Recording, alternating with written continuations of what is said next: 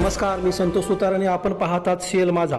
आज मी पक्षाकडून अण्णांच्या आणि शिवाभाऊंच्या आशीर्वादानं मी कुद्रूर मतदारसंघात जिल्हा परिषद म्हणून महिला सर्वसाधारण महिला म्हणून उमेदवारी अर्ज भरलेला आहे.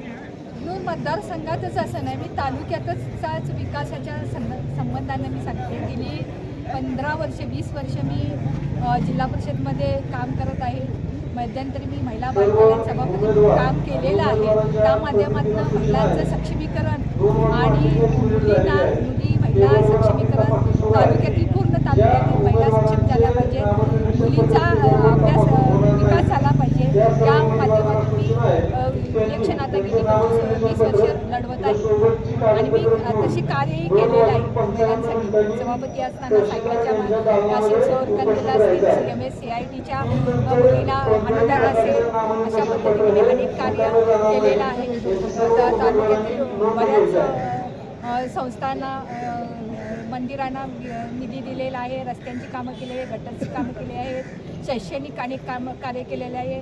आणि आता इथून पुढेही अण्णांच्या आणि भाऊंच्या विचारांचा वारसा घेऊन मी या निवडणुकीला सामोरे जात आहे.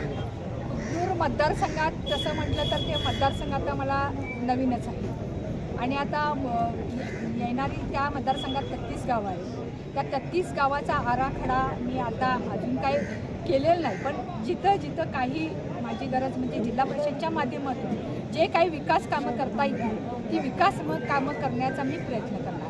तुमच्या माध्यमातून मी असं सांगेन की बाबा ज्या आत्तापर्यंत मी केलेल्या कामांच्या ह्याच्यावर आणि भाऊ आता कमळ या चिन्ह घेऊन मी लढवत आहे.